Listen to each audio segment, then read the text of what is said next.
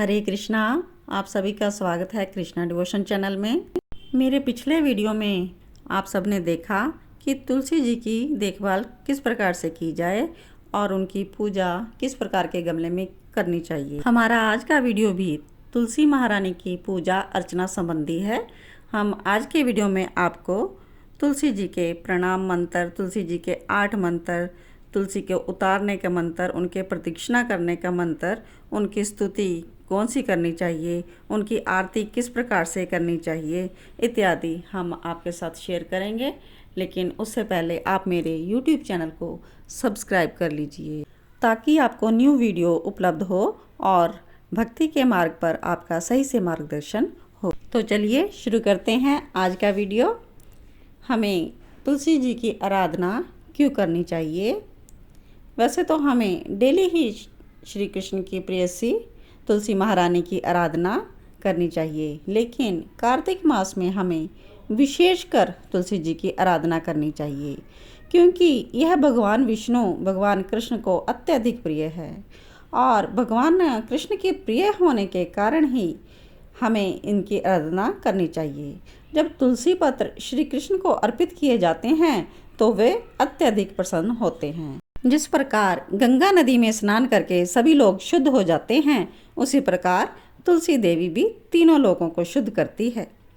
भगवान कृष्ण को तुलसी की मंजरी और पत्र अर्पित करने के सभी लाभों का वर्णन करना संभव ही नहीं है। भगवान कृष्ण के साथ अन्य सभी देवी देवता वहीं वास करते हैं जहां तुलसी देवी जी रहती हैं। इसी कारण से आप सभी को अपने घर तुलसी जी को ज़रूर विराजमान करना चाहिए और प्रतिदिन उनकी पूजा करनी चाहिए। सर्वप्रथम तुलसी महारानी की पूजा अर्चना करने से पहले हमें प्रणाम मंत्र का 3 बार उच्चारण करना चाहिए। वृंदाय तुलसी देवाय प्रियाय केशवस्य च विष्णु भक्ति प्रदे देवी सत्यवत नमो नमः। हे वृंदे, हे तुलसी देवी, आप भगवान केशव की प्रिय हैं। हे विष्णु भक्ति प्रदान करने वाली सत्य देवी, आपको मेरा बारंबार प्रणाम है। और इसके बाद हम तुलसा महारानी की परिक्रमा करेंगे। महाप्रसाद जननी सर्व सौभाग्यवर्धिनी आदि व्याधि हरा नित्यम तुलसी त्वां नमस्तुते। महाप्रसाद जननी सर्व सौभाग्यवर्धिनी आदि व्याधि जरा मुक्तम तुलसी त्वां नमस्तुते। इस प्रकार मंत्र का जप करते हुए हम तुलसा महारानी की 3 परिक्रमा ले लेंगे। इसके अलावा हम महारानी तुलसी के 8 नामों को भी उच्चारण कर सकते हैं। वृंदा वृंदावनी विश्वपूजिता विश्वपावनी पुष्पसारा नंदनीय तुलसी कृष्ण संजीवनी नमो नमः। या इस प्रकार से ओम वृंदाय नमः, ओम वृंदावने नमः, ओम विश्वपावने नमः, ओम विश्वपूजिताय नमः, ओम पुष्पसाराय नमः, ओम नंदनीय नमः, ओम तुलसाय नमः, ओम कृष्ण संजीवनी नमः। यह तुलसी का मंत्र युक्त नामा अष्टक है, यानी कि तुलसी जी के 8 नामों का हमें सिमरन करना चाहिए। इस प्रकार से हमने तुलसी महारानी जी की 3 परिक्रमा संपूर्ण कर लेनी है और तुलसी महारानी जी के आगे हम बैठेंगे इसके बाद और आगे की स्तुति करेंगे। वृंदा देवी की स्तुति में हम वृंदा देवा अष्टकम का पाठ कर सकते हैं या तुलसी अष्टकम जो कि ब्रह्म वैवर्त पुराण में दिया गया है, या फिर तुलसी स्तव जो कि पद्म पुराण में वर्णित है, इनका हम पाठ कर सकते हैं। तो आइए हम वृंदा देवा अष्टकम का पाठ करते हैं। श्री वृंदा देवाष्टकम। गंगय चंपय तड़ित निंदी रुचि प्रवाह सनापितात्म वृंदो बंधुक बंधु दुति दिव्यवासो वृंदे नमस्ते चरणारविंदम बिंबाधरोदिति वर मंदहासे नासागरे मुक्ताद्युति दीप्तितास्या विचित्र रत्न भरन श्रीअंगे वृंदे नमस्ते चरणारविंदम समस्त वैकुंठ शिरोमणि शिरी कृष्णस्य वृंदावन धन्यधामिनी दत्ताधिकारे वृषभानुपुत्र वृंदे नमस्ते चरणारविंदम तवदाज्ञपल्लव पुष्पभृंग मृगादिभिर्माधव केलिकुञ्जा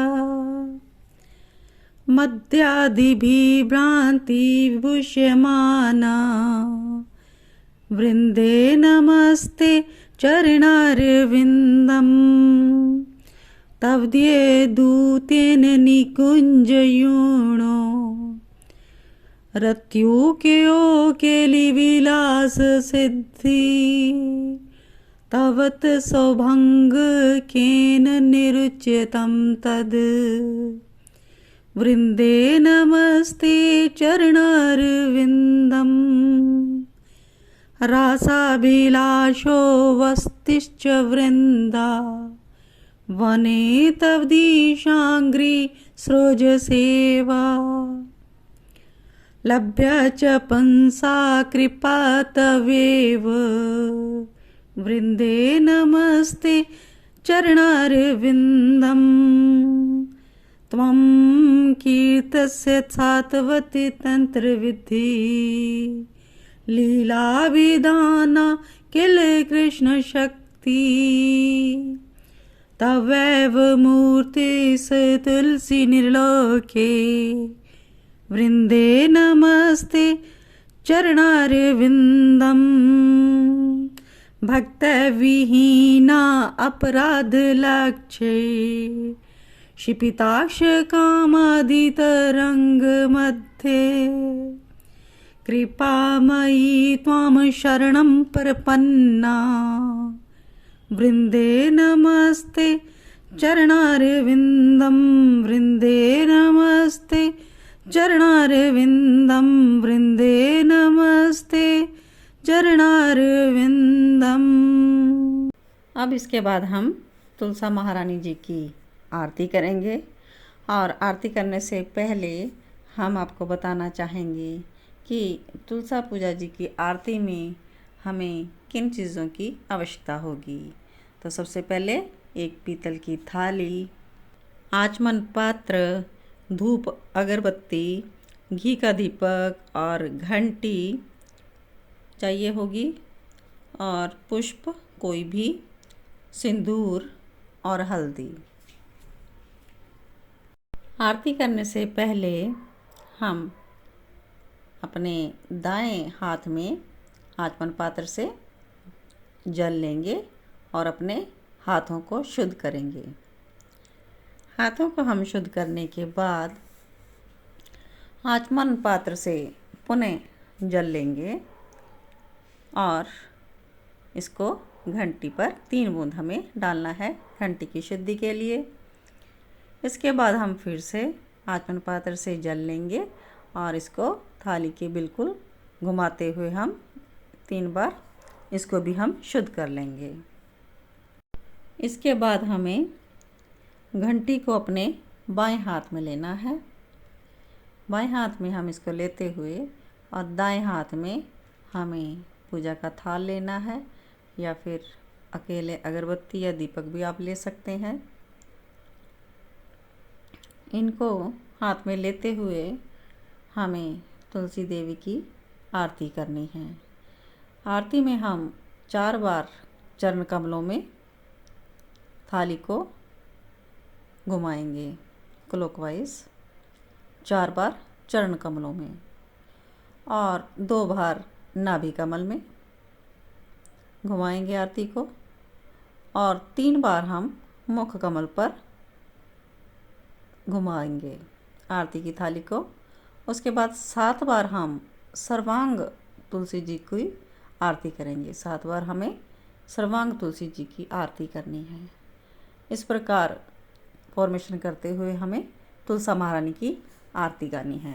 आरती आप कोई सी भी गा सकते हैं। इस्कॉन की आरती नमो नमः तुलसी कृष्ण प्रेयसी ये भी कर सकते हैं, या जो भी आपको आरती आती हो।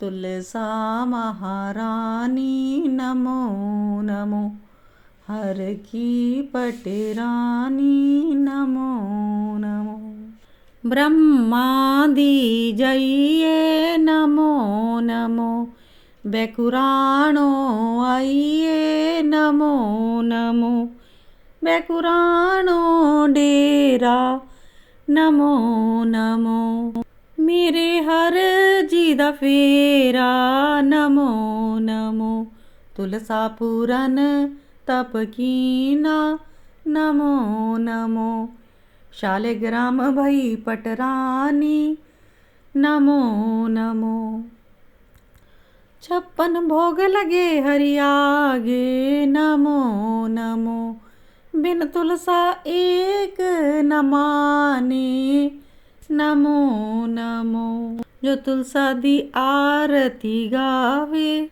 नमो नमो, बैकुंठ परम पद पावे नमो नमो। इस प्रकार अपने अपने देश में प्रचलित आप तुलसी जी की कोई भी आरती गा सकते हैं। इसके बाद हम तुलसा जी को पुष्प अर्पण करेंगे।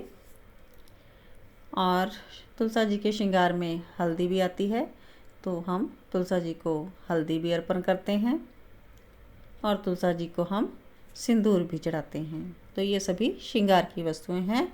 इसके अलावा 16 श्रृंगार में जो आइटम्स आती हैं, जैसे कि बिंदी और मेहंदी, चूड़ियाँ इत्यादि, ये हम तुलसा जी को कार्तिक में एक बार हमें अर्पण करना चाहिए, क्योंकि तुलसा जी भी एक गोपी हैं और गोपियाँ हमेशा ही श्रृंगार करती हैं, तो तुलसा जी को भी हमें श्रृंगार करवाना चाहिए। एक गोपी की तरह तुलसा जी को हमें चुनरी भी ओढ़ानी चाहिए और उनको लहंगा भी पहनाना चाहिए। चुनरी हमेशा ही तुलसा जी को इस कार्तिक के मास में तो आप ज़रूर अर्पण करें। तुलसा जी बहुत सुंदर लगती हैं। यहाँ पर देखेंगे आप, मैंने यहाँ पर कैसे बहुत सुंदर सा रूप दे रही हैं तुलसा महारानी अपनी चुनरी में। ऐसा लग रहा है प्रत्यक्ष दर्शन दे रही हैं। बहुत ही सुंदर इनका रूप लगता है मेरे को तो आप सभी भी इसी प्रकार से तुलसा महारानी की पूजा कीजिए। तुलसा महारानी एक गोपी हैं, तो इनको गोपी वेश में आप देखिए, इस प्रकार लग रहा है जैसे तुलसा महारानी यहीं पर खड़े हुए हों। तो ऐसे ही भावपूर्ण आप इनकी पूजा कीजिए और इनको लहंगा भी पहनाएं। देखिए लहंगा और चुनरी लेकर तुलसा महारानी कितनी प्रसन्न लग रही हैं, कितनी सुंदर, अच्छी, भावपूर्ण और साफ़ सफाई से आप बिल्कुल इनका ध्यान रखें और इस प्रकार से आप तुलसा महारानी की पूजा कीजिए। तुलसा महारानी का जहाँ भी आप पॉट रखेंगे तो उसके चारों ओर अच्छी सी रंगोली बनाएं, चित्रकारी करें, तो ये बहुत ही प्रसन्न होती हैं। इसके बाद में हम तुलसा जी की 3 परिक्रमा लेंगे और परिक्रमा करने का मंत्र जो है, यानी कानि च पापानि ब्रह्म हत्यादि कर्तानि च तानि सर्वाणि नश्यन्ति प्रदक्षिणाएं पदे पदे। इस प्रकार से हम ये मंत्र बोलते हुए परिक्रमा लेंगे। लेकिन परिक्रमा हमें इस प्रकार से लेनी है कि दीपक जो हमने जलाया है वो बीच में नहीं होना चाहिए। दीपक को एक साइड में रख दीजिए और हमें एंड में इस प्रकार से परिक्रमा लेनी है। और जैसा कि मैंने बताया कि स्टार्टिंग में परिक्रमा ले लें, तो अगर आप स्टार्टिंग में ले लेते हैं परिक्रमा तब भी आप ये मंत्र का उच्चारण कर सकते हैं और बाद में पूजा और आरती कर सकते हैं। लेकिन अगर आप पहले परिक्रमा नहीं करना चाहते तो आप एंड में परिक्रमा ऐसे ही लेंगे 3। और लेकिन इसमें बस यही ध्यान रखना है कि आरती का दीपक अलग से रखा हो, परिक्रमा के बीच में ना आए, मतलब अलग से रखें। आशा करती हूँ कि मेरा यह वीडियो आपको ज़रूर पसंद आया होगा, तो आप इसको लाइक कीजिए और कमेंट दीजिएगा मुझे अपने। कोई भी क्वेश्चन हो तो मुझे आप पूछ सकते हैं मैसेज करके, मैं उनका रिप्लाई दे दूँगी। और मेरे चैनल को अधिक से अधिक शेयर कीजिएगा ताकि बाकी सब भी इस वीडियो को देखकर कार्तिक मास में सही प्रकार से पूजा अर्चन कर सकें और मेरे चैनल को सब्सक्राइब करना ना भूलें। जय श्री कृष्णा, जय श्री राधे। तुलसा महारानी की जय हो, निकुंजों की नियंत्रक देवी की जय हो।